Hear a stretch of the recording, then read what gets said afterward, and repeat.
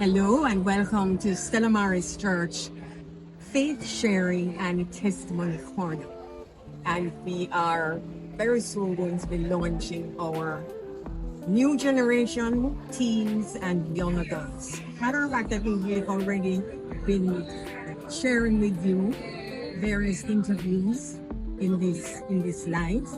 And today we have a very special person in the hot seat. His name is Ryan Issacs. Welcome, Ryan. Hello, everybody. Now, Ryan first came into prominence, call it that, prominence, last year Palm Sunday, when he rode the donkey in the Palm Sunday procession. And everybody wanted to know, who is this person? Because he looks so much like a young Jesus. And we were really very taken up with Ryan. And since then, it's now a year.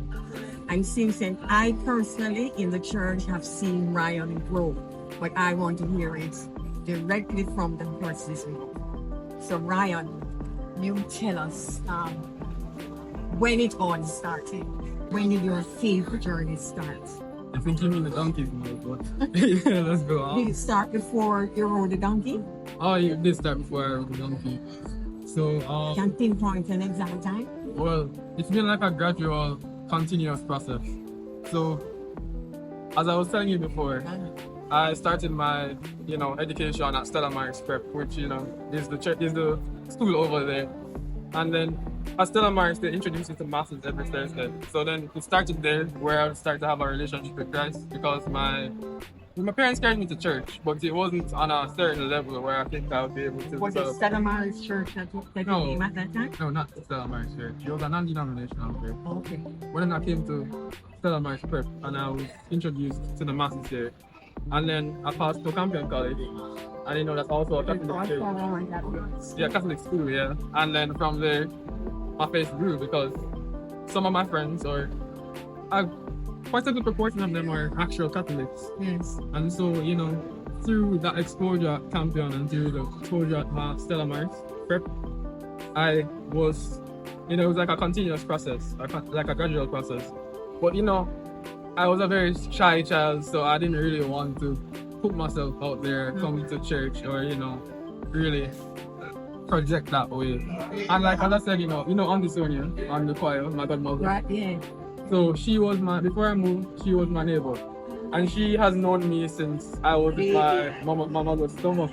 So like, she was always trying to force me to come to church. I don't want to say force, but she was always like knocking on the door and saying, "Ryan, come to church." And I'd try and hide her out. So she would take you with her? No, she tried. But it never worked. Well, that's the good thing about persistence. You don't really know when the person will cave in. You don't click in. So I think that's good for evangelization and, the proof that it does work. Because eventually it worked. It just took a lot of time.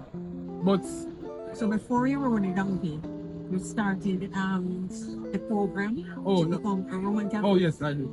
That's the RCIA program. Yes. So what had basically happened was I had taken a gap year before I had gone into medical school. So in my gap year, I realized that I really can't be taking care of people if I don't have a proper foundation in Christ, or if I'm not affiliated with the concept of mercy and stuff like that, the fruits of the Spirit, I won't be able to better take care of people in the way I want to take care of people. And so I said, oh, maybe the church is close to where I live, maybe I should give it a try. So, as I said, Campion is full of deacons and people like that who can affiliate you. Well, not really anymore, but what happened is that I had expressed my interest to, his name is slipping right now, but, Uncle Noel. Oh, no, Uncle Noel, and he had carried me to Deacon Foster, from Peter and Paul. And then Deacon Foster said that there is a program, a 2-year program called RCIA, and if I want to become a Catholic, I'm going to have to, go through that program and enroll that program. And so I came to church the very first time, like 2 years ago. So this is Stella Maris you came to? Oh yeah, I came to Stella Maris because Uncle Noah said it made more sense because I lived close to Stella. And so I went to the first mass I came to was it was a Tridium mass, I think, where it was a Holy Week mass, and then I sat with Uncle Noel and he was explaining the different, you know, like So how, that was a year before you rode the donkey. yeah, and he was explaining to me about the different things. So like he was saying that's how the flame wasn't there because you know the body was taken out, and he was just telling me about stuff, and I was very interested. And so I said, yeah, I'm gonna give this a try. And then Auntie Sonia heard, and she was like, really? And she was on it with me. And then you know, I sat down in the like you can ask Robin or Renee. I would sit down in the pew by myself and just taking the mass. I sit in the back because I said I'm a shy person. But eventually, you know, the Hitchners they reached out to me. Yeah. And then a lot of other people started reaching out to me and I started to feel that thing. And that's the really appreciate about Stella Maris. So when did the Father himself approach you to be Jesus? Oh, okay. So you know that the father before Father Howard. Father Howard, I came when he was here. Oh. But when I really started getting involved with Father Richard came, yo, he took a hold and he just dragged him in. So so when I said that I was going to ride donkey, what had really happened was I made a joke in RCIA class. He was saying that because in church he said that he had found a donkey rider. And so I was interested to know who this donkey rider. So then with me my big mouth, I came to follow and I'm like, who's the donkey rider? We want to know who it is. And I got caught. He was like, oh, so it's only like you're interested in riding the donkey, and he put his tendrils in me. And from there, I have just been getting involved and more involved in the church. So you rode the donkey, and then after that you continued in the RCIA program. Were there any other ministries that you became affiliated to here at Stella? Well, the ladies know that they're my heartbeat for real. There was the ladies. Yes. Okay. No, they know who they are. The Steel Pan. Steel Pan has been so wonderful to me. And I haven't been able to give it all my time because everybody has been saying that I'm humble and all, and how I'm so involved in the church. But the truth is, I can't really give as much as I want to the church because of school and medical school and how stressful it is. But the ladies have been working with me, and I've felt myself steadily improving. And yeah, so one the other ministry I do other than altar serving is Steel Pan. That's Steel Pan. And you know, tell us now about the altar service because now we see you very often, every week, sometimes like 3 masses. Well, not know that you were studying. Well, okay, so the altar serving. How did that start? Man, you see, you know, when I came, there were no altar servers here, obviously. Yes. And then Justin started the trend, you know, Uncle Paul's grandson started the trend. And then eventually Uncle Paul went up and was like, oh, we need some altar servers. So then there's a little tingling in my head saying that, oh, you know, it'd be good to serve the mass in our ways. And, you know, to progress my faith journey, it'd be good to know about why we do certain things. And so there are a lot of stuff that in altar serving that, you know, even though it just says for kids and all, they teach certain things that you wouldn't know otherwise, even as a cradle Catholic. And so, you know, I went up to the Hitchners, you know, and said, you know, you think I'd be too old to serve as an altar server? And they were like, no, go ahead, serve. It doesn't matter, serve. And it was really good because, as you know, I wasn't confirmed in the church as yet. But then Father Richard Brown, he really took me on and said, oh, you were his project. You can serve.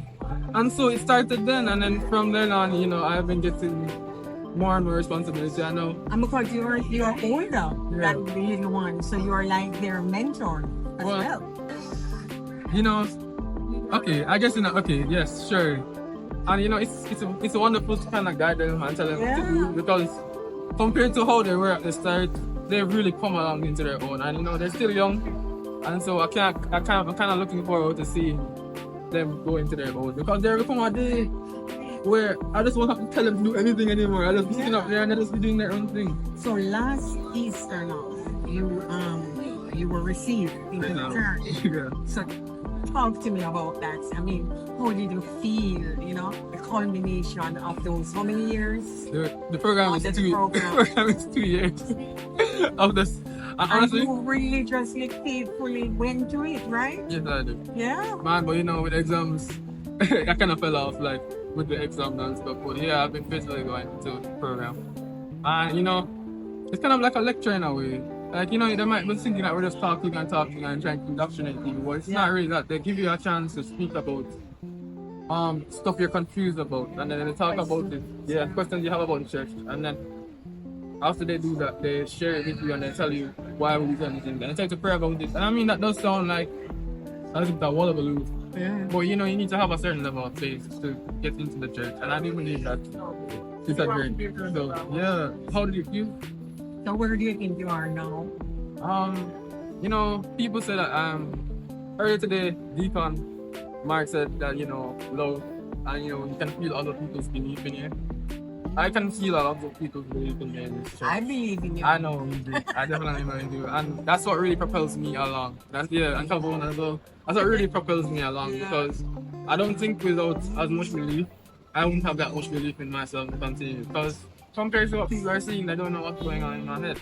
So it really does help to have this big community. You guys are amazing, and I really love being in the church. Well, Ryan, I really look forward to watching you grow and seeing this where the most I really need to talk. And I'm really looking forward to it. Thank you. Thank you for sharing. Always. Anytime. So there you have it. That was Ryan Isaac sharing with us the new generation teen and young adults. Thanks for watching.